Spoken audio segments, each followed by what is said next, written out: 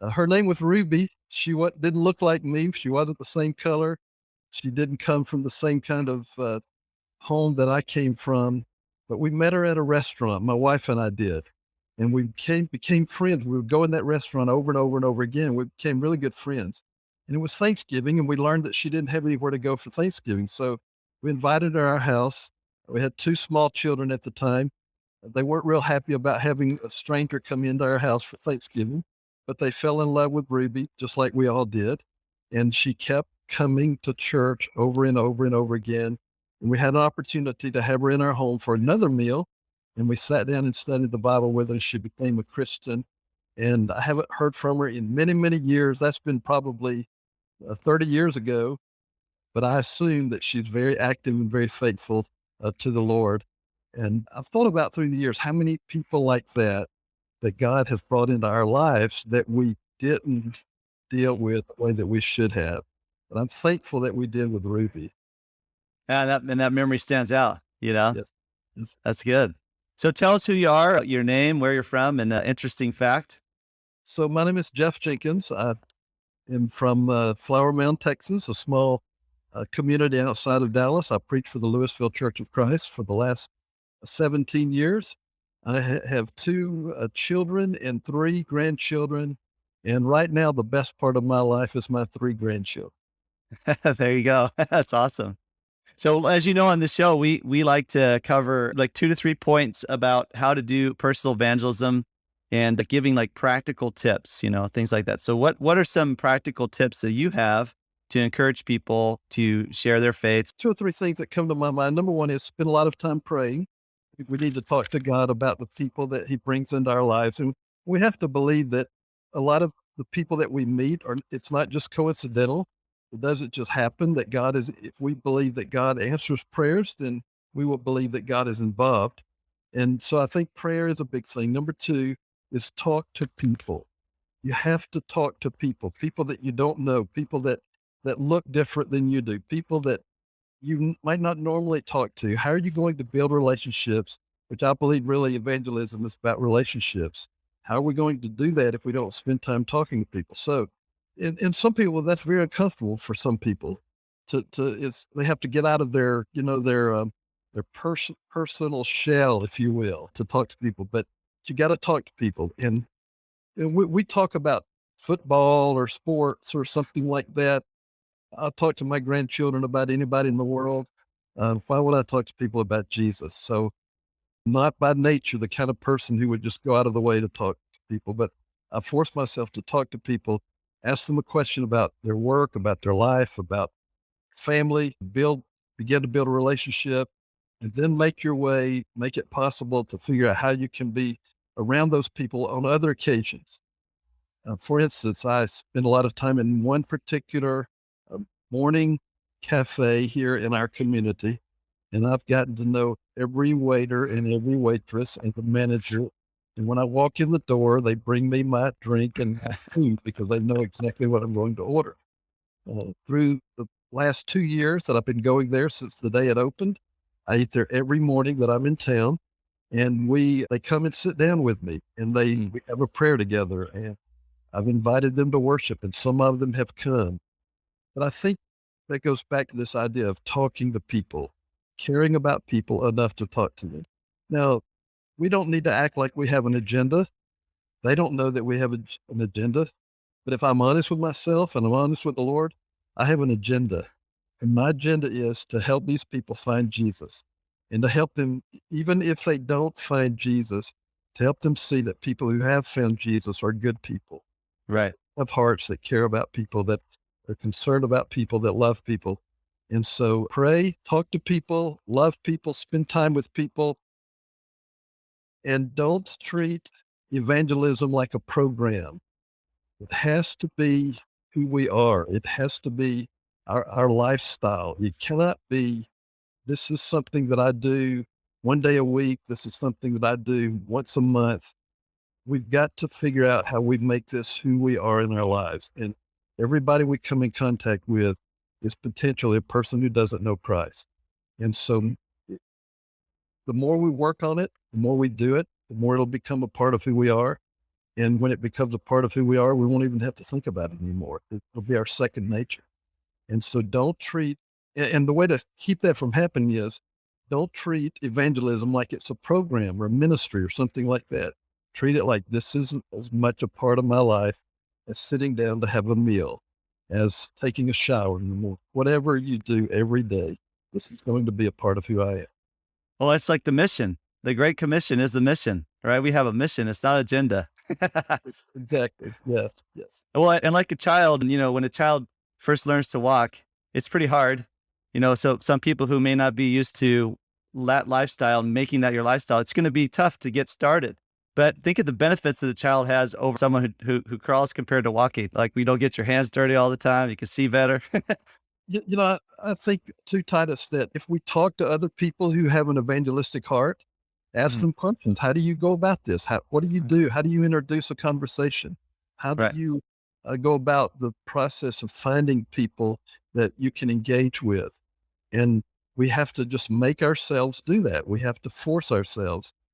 Right. And if we understand the heart of Jesus and we really want to do his will, forcing ourselves won't be that difficult. Well, Jeff, have you ever gotten in shape just sitting on the couch? You got to get out there and do it. Right? You got to get out there and do it. I live in an apartment and I live in a neighborhood that is a great neighborhood and it's a place to walk. And so every day I walk.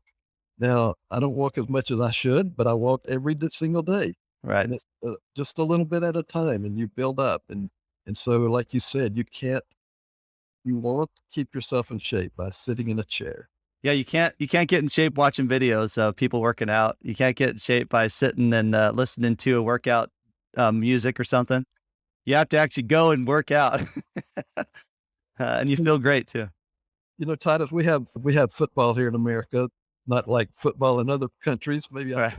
how New Zealand is so much, but there was a great football coach in America one time that he said the definition of football is 50,000 people in the stands who are in desperate need of exercise, watching 22 men on the field who are in great shape.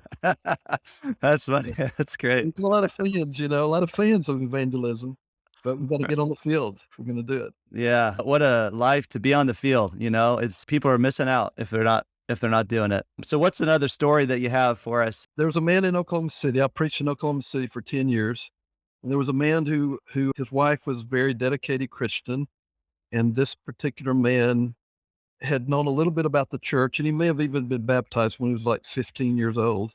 But he went off to war, and when he was about 18, and when he went off to war, he had married his wife, and she stayed strong in the Lord. Well, he left the Lord during those years that he was in the service. And so he came back, and for the next 45 years, he didn't go to church. He didn't go at all.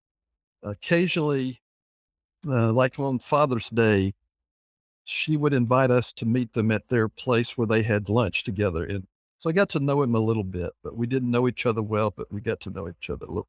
Well, the more we got to know each other, the more open he would be. So he asked me one day, he said, "You play golf?"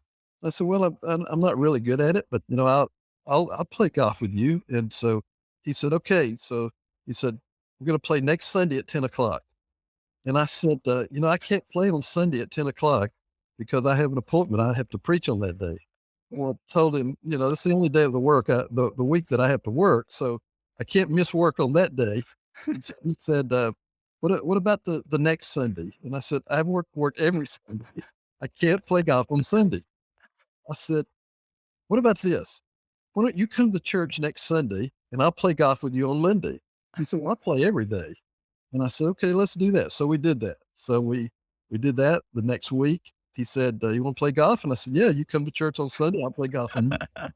So it took about a year, but somewhere during the course of that year, we built this relationship. And this man recommitted his life to Jesus. He was baptized and recommitted his life to Jesus. And he lived the rest of his life, and he passed away 3 or 4 years ago. He lived the rest of his life for the Lord. And my thought is that it took a long time, 45 years. I don't think I had anything to do with that. I think it was his wife, because she was committed, she was faithful, but the Lord allowed us to get to know each other, and he became trustful of me. And so we had the opportunity to sit down and study the Word together. I think I really believe, Titus, that it's about building relationships with people. Right. There's an old saying that goes something like, "People will never know care how much you know until they know how much you care." Right. So we've got to let people know that we care about them, and that they're not a number, but they're people that we genuinely care about. And when we do that, the Lord will use us, and will bring people to Him through us. Yeah, you think Jesus probably, if you saw him today, you'd feel that he cared about you, as a person, individually, So, yes, sir. That's awesome. And and the Bible says we're a light, like Jesus said, you are the light of the world. So we bring light to the world. The people are in darkness that if they're not saved and they're not right with God and following Jesus, they're lost. They're in darkness, and we have light to bring to them, Yeah, the chances are all of those people that enter that restaurant where I go to breakfast every morning, most of those people aren't saved people. Some of them Right. think that they are, but probably Yeah. they're not. And I don't mean to be judgmental, but just the very statistics suggest that they're not. Right. But whether they are or not, they need to see somebody who loves Jesus and who loves them, and then that may change their life eternally. And you change people's lives anyways. When you reflect Jesus, he says, you'll know you're my disciples, how you love one another. I think when people see that love of God demonstrated through Jesus and you and us, that changes them, even in a little way. You can't unsee it. Yes, that's correct. Yeah. Yeah. We like to get into the part of the show where we wrap it up. We get a call to action. So we get you excited. We've talked about some things like make sure you praying for it. Pray for that. Ask for God to use you, to bring people to you. And then also make sure you love people, talk to actual people, right? You can't get in shape if you're not in the gym. So you can't do evangelism if you're not talking to people. And it's not a program. It's not some sort of formula. It's Jesus Christ, right? That's who we're showing people, and we're teaching them, demonstrating. So let me give you a big call to action here. Yeah.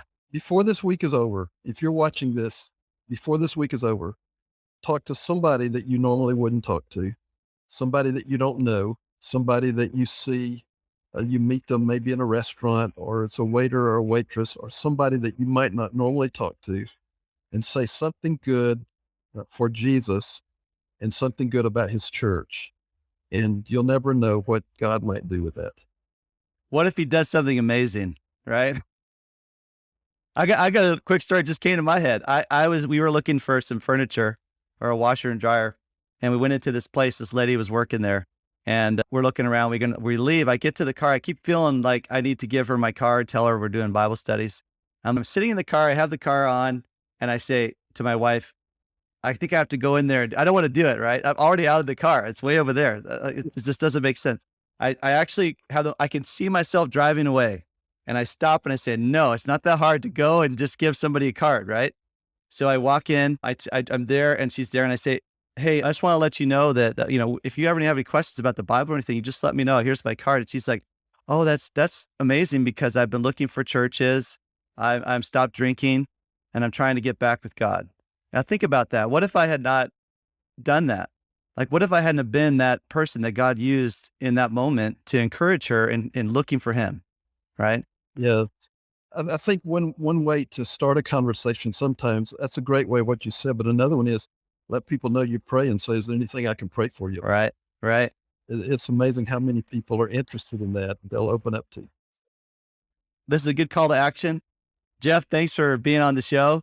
I appreciate you, man. Yeah. And all of you listening and watching, just take that step, get out of the seat. Get into the gym. It's called the gym of spreading the good news, right? Fight the fight, run the race. That's what Paul would say. Get out there, and you know what? Your life will not be the same, and other people's lives will not be the same. You've been listening to Be Brave. The world right now is a crazy place, and sharing the love of God is the most important thing we can do right now. We hope you've enjoyed the show. Make sure to like, rate, and review, and we'll be back soon. But in the meantime, hit up gobebrave.org. Remember, the love of God is the most powerful force in the universe. Learn how to love like Jesus. See you next time.